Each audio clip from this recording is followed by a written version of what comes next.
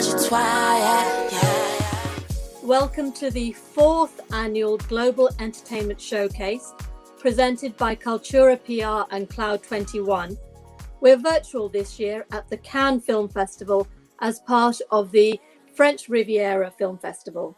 We've got a very talented and truly global panel for you today from the UK, France, Germany, USA, and Russia. And again, it's your second venture into Russia. So what is it about that country and its culture that draws you? I think it's the intensity of the artists. And the Russian soul is very contrasted. It's got a lot of great things and a lot of evil things. And I think that it is great for art. It's probably less good for politics or for business. Best artists that we've had in history are from Russia. You know, whether it comes to literature or to music or to painting. So I've always been very moved and very inspired by Russian artists. It sounds like a very heavy topic. Is it? This is completely different story. And the Abraham Accord, for me, this is like, first of all, this is agreement about the peace. And I think this is our duty as a filmmaker to support peace. This accord is actually changed the history in the Middle East. So for me, it was important, like a mission to find out what's really going on. So this year I visited and I filmed in Israel and in Emirates. So now I can distribute this information, what I found out around the world. And this is my way to support this agreement because it's very fresh. Tell me, what did you learn from wearing each of those many hats on the film? I learned that there's an incredible synergy between all of those hats, actually. And I loved both. I actually loved directing and acting at the same time.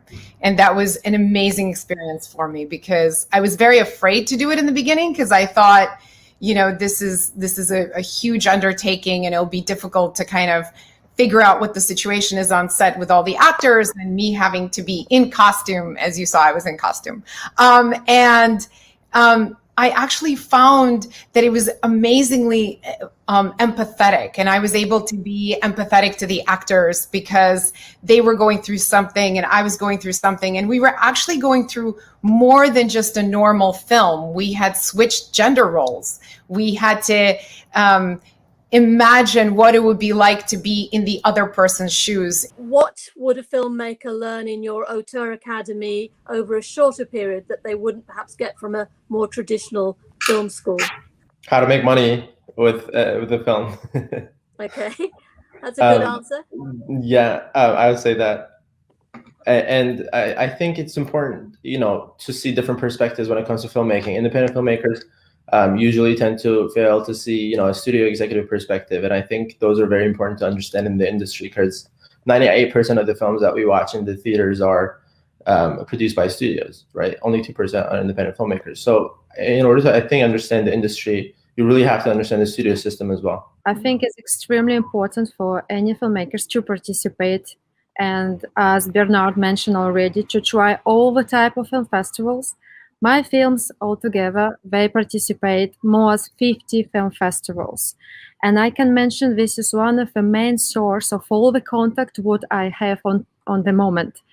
Your film, any film, even with very small budget, is all about your team and where you can find the talent in film festivals. And if you can participate in person like we do now in Cannes, this is a treasure.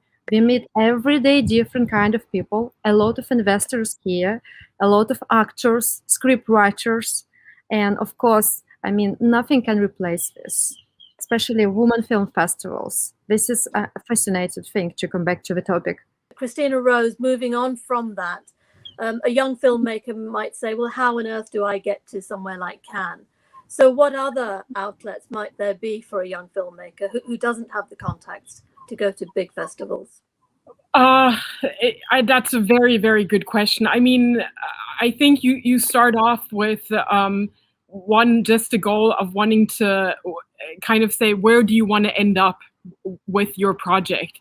And even if it doesn't end up at Cannes or any of the big film festivals, there are a lot of other good film festivals that might be the perfect fit, that might have the type of same genre or topic or same people that you want to interact with anyways. And so it's not always about the big ones, but also just being able to network. I mean, I think that's the key at the end of the day.